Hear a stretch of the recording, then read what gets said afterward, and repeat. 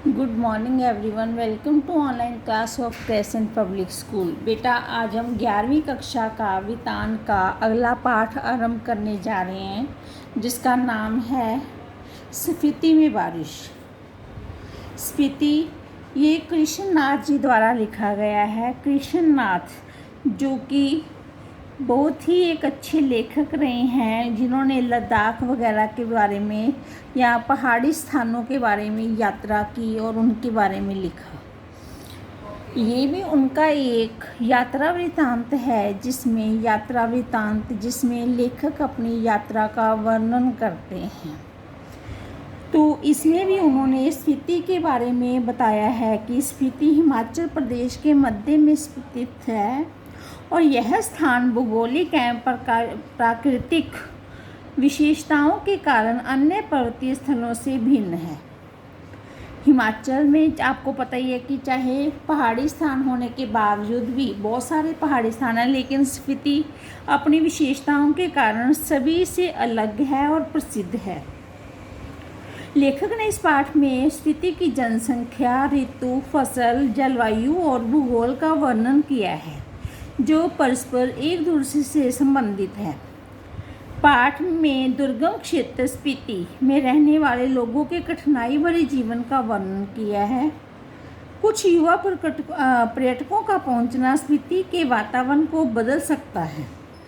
ठंडे रेगिस्तान जैसे स्पीति में के लिए उनका आना वहाँ बूंदों भरा एक सुखद संयोग बन जाता है कि स्पीति एक ऐसी जगह है जहाँ पर जाना संभव नहीं है, लेकिन जब वहाँ पर लेखक पहुँचता है तो ऐसा लगता है कि जैसे धीमी धीमी बूंदें आ गई हों। तो स्पीति का वर्णन करते हुए लेखक कहते हैं कि स्पीति हिमाचल प्रदेश की लाहौल स्पीति जिले की तहसील है। लाहौल स्पीति जिले का नाम है। लाहौल स्पीति का यह योग भी आकस्मिक नहीं है। योग में मिलन भी आकस्मिक अचानक नहीं है। इसमें बहुत योग अयोग नहीं है। ऊंचे दर्रों और कठिन रास्तों के कारण इतिहास में भी कम रहा है। अलंग भूगोल यहाँ इतिहास का एक बड़ा कारक है।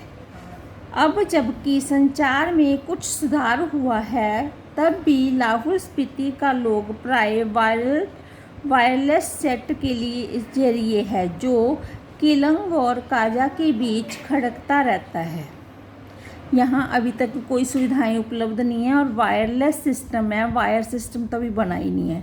फिर भी केलंग के बादशाह को भय लगा रहता है कि कहीं काजा का सूबेदार उसकी अवज्ञा तो नहीं कर रहा, कहीं बगावत तो नहीं करने वाला है। लेकिन सिवाय वायरलेस सेट पर संदेश भेजने के वह कर भी क्या सकता है। वसंत में भी 170 मील आना जाना कठिन है।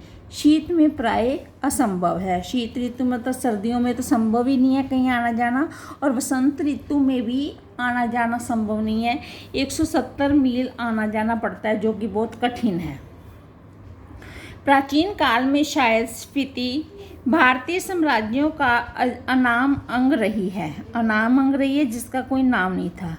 जब ये साम्राज्य टूटे तो यह स्वतंत्र रही है। फिर मध्य युग में प्राय लद्दाख मंडल और कभी कश्मीर मंडल, कभी खुशबहार मंडल, कभी कुल्लू मंडल, कभी ब्रिटिश भारत के तहत रही है। तब भी प्राय स्वायत्त रही है, मतलब स्वतंत्र रही है, ये किसी के अंडर नहीं आई। इसकी स्वायत्तता भूगोल ने सिरजी है कि जो हमारा भूगोल है उसमें ये बिल्कुल अलग सा है, जिसके कारण ये किसी के अंडर नहीं आता। भूगोल ही इसकी रक्षा करता है, भूगोल ही इसका संहार भी करता है। मतलब भूगोल जो हमारा वहाँ पर मानचित्र है वही इसको बनाता है, और वही प्राकृतिक होने के कारण, नेचुरल होने के कारण वही इसको ख़त्म भी करता है। पहले कभी उन राजाओं का कोई हरकारा आता था तो उसके आते आते वह अत्यंत अल्प वसंत बीत जाता था। कभी कोई जोरावर सिंह जैसा आता था तो स्पीति का तरीका वही था जो तुप चीलिंग गोनपा ने मैंने देखा। वह डायनामाइट का विस्फोट करके वो करते थे। हुआ तो लाहली हृदय हदस्त आंख बंद कर चांगमा का तना पकड़ या एक दूसरे को पकड़कर बैठ गए। जब धमाका गुजर गया तो फिर डरते डरते आंख खोल के उठे। जोरावर सिंह के आक्रमण के समय स्पीति के लोग घर छोड़कर भाग गए। उसने स्पीति को और वहाँ के विहारों को लूटा।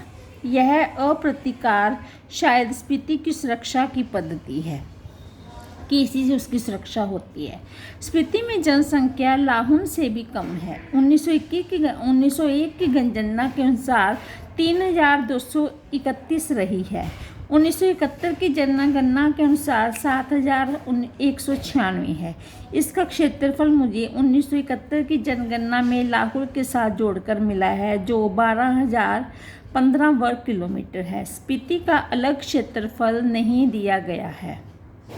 इंपीरियल गजेटियर ऑक्सफोर्ड 1908 खंड 23 के अनुसार यह क्षेत्रफल 2155 वर्ग मील है। इस तरह स्पीति की जनसंख्या प्रति वर्ग मील 4 से भी कम है। 1901 में यह प्रति वर्ग मील 2 से भी कम थी। ठीक है, कि इस में स्पीति की जनसंख्या है जो प्रति वर्ग मील 4 से भी कम है। आई थिंक इंडिया में 371 है प्रति वर्ग किलोमीटर, और इसमें प्रति वर्ग किलोमीटर 4 से भी कम है, और 1901 में ये 2 से कम थी। लाहौल स्पीति का प्रशासन ब्रिटिश राज से भारत को जस का तस मिला। अंग्रेजों को यह 1846 ईस्वी में कश्मीर के राजा गुलाब सिंह के जरिए मिला। अंग्रेज इसके जरिए पश्चिमी तिब्बत के ऊन वाले क्षेत्र में प्रवेश चाहते थे।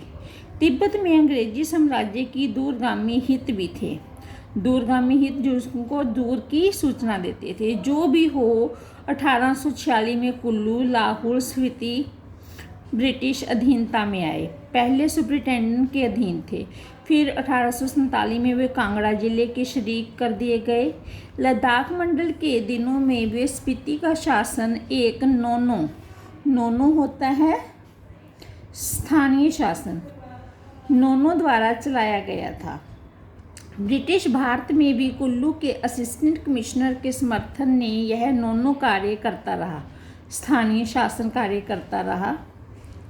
इसका अधिक क्षेत्र केवल द्वितीय दर्जे के मजिस्ट्रेट के बराबर था, लेकिन स्पीति के लोग इसे अपना राजा ही मानते थे। राजा नहीं है तो दमयंती जी को रानी मानते हैं। राजा अगर नहीं होता था तो दमयंती जी को इसकी रानी मानते थे, और इस प्रकार उसी के अनुसार चलते थे। फिर 1873 में स्पीति रेगुलेशन पास हुआ, जिसके तहत लाहौल और स्पीति को विशेष दर्जा दिया गया। ब्रिटिश भारत के अन्य कानून जहां लागू नहीं होते थे, रेगुलेशन के अधीन प्रशासन के अधिक नोनो को दिए गए। नोनो मीन्स स्थानीय शासक, नोनो को दिए गए, जिसमें मालगुजारी इकट्ठा करना और छोटे छोटे फौजदारी के मुकदमों का फैसला करना भी शामिल था। इसके ऊपर के मामले वह कमिश्नर के पास भेज देता था। उन दिनों लाहौल स्पीति का वृत्तांत कांगड़ा जिले के अंतर्गत कुल्लू तहसील में मिलता था।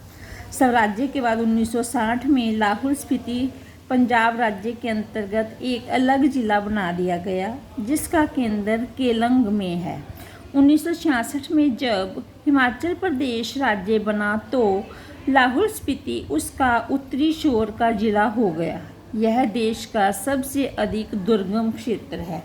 दुर्गम मीन्स जहाँ जाना संभव ना हो। स्पीति 1342 और 13.42 और 32.59 अक्षांश उत्तर और 77.26 एंड 78.42 पूर्व देशांतर के बीच स्थित है। ये इसकी उत्तर और दक्षिण, उत्तर और पूर्व देशांतर बताए गए हैं कि दिशाओं में कितना स्थित है। यह चारों ओर से ऊंचे ऊंचे पहाड़ों का कैदी है। इन पहाड़ों की औसत ऊंचाई 18,000 फीट है।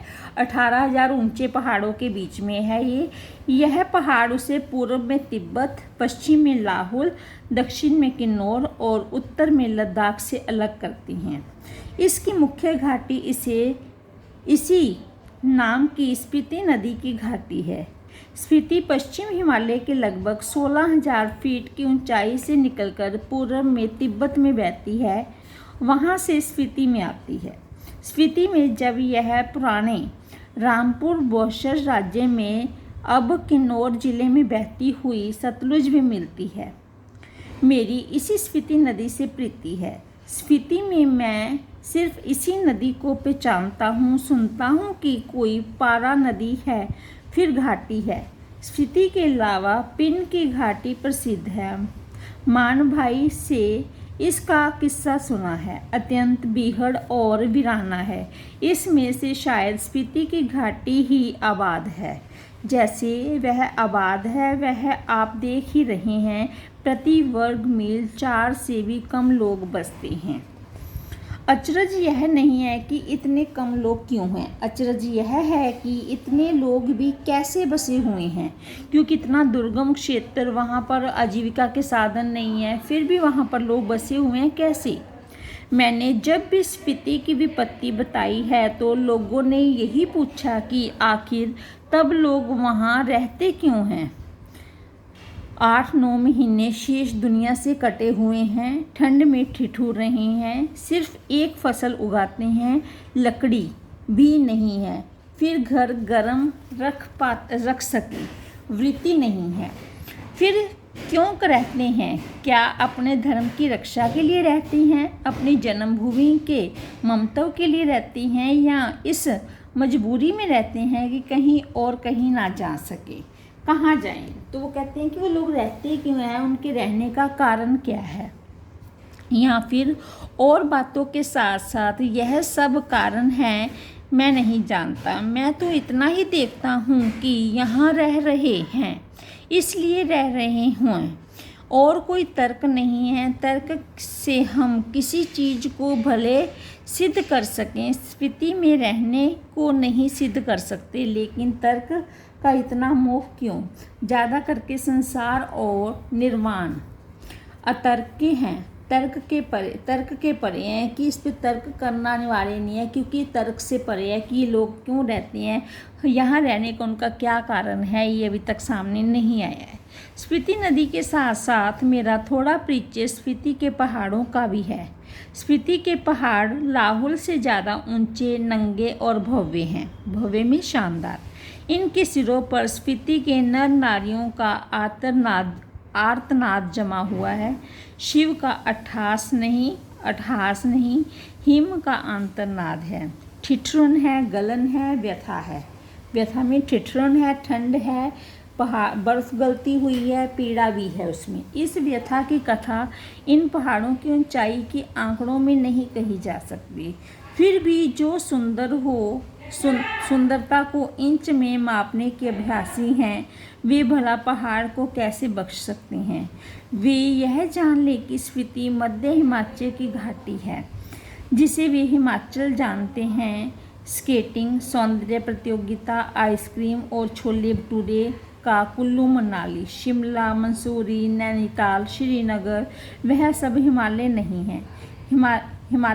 है। हिमालय का अतुला है, तलवा है। तलवा में नीचे का पार्ट, कि ये सारे ये नीचेला पार्ट हैं, लेकिन स्पीति क्या है, इसका ऊपरला भाग है। शिवालिक और पीर पंचाल या ऐसा भी कुछ उसका नाम है, यह तलहटी है। रोहतांग जोत के पार मध्य हिमालय है, इसमें लाहौल स्पीति की घाटियाँ हैं। इन घाटियों की औसत ऊंचाई नापी गई है।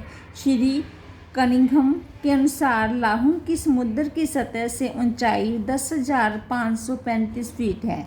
स्पीति की 12,986 फीट है, और यानी लगभग 13,000 फीट तो औसत ऊंचाई है ही है। मध्य हिमालय की जो श्रेणियां स्पीति को घेरे हुए हैं, उनमें से जो उत्तर में है उसे बारालांचा श्रेणियों का विस्तार समझिए। बारालांचा दर्रे की ऊंचाई का अनुमान 16,281 फीट से लगाकर 16,500 फीट तक लगाया गया है। इस पर्वत श्रेणी में 2 चोटियों की ऊंचाई 21,000 फीट से अधिक है। दक्षिण में जो श्रेणी है वह माने श्रेणी कहलाती है। इसका अर्थ है कि कहीं यह बोधाओं के माने मंत्र के नाम पर तो नहीं है। ओ मणि पद में हुए। इस बीच मंत्र में इसका बड़ा महामत्य है। इसे संक्षेप में माने कहते हैं। कहीं इस श्रेणी का नाम माने के नाम से तो नहीं है। अगर नहीं तो करने जैसा है। यहाँ इन पहाड़ियों में माने का इतना जाप हुआ है कि नाम उन श्रेणियों को दे डालना ही सहज है। इस प्रकार से इसमें उन्होंने स्फीति की बारिश और कुछ भूगोल के बारे में बताया। आगे हम अगली नेक्स्ट वीडियो में करेंगे। धन्यवाद।